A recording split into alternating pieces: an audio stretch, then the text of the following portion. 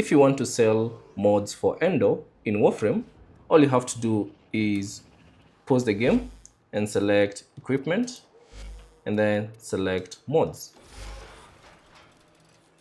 Then from here, find the mods that you'd like to sell for Endo. So let's say, for instance, if I want to sell these ones, I can simply select them all, or you can simply choose the amount you want to sell for Endo. So let's say 10 of them, then confirm, and then select all the amount of Endo, or rather mods, that you would like to sell for Endo. So choose the ones that you prefer. And once you're done, you should see this option, dissolve mods for Endo. So all you have to do is select that, and then you should see, please review this manifest for accuracy. And then once you have confirmed everything, click on sell, and those should sell those particular mods for Endo, as you can see. Thanks for watching, and I'll see you on the next one.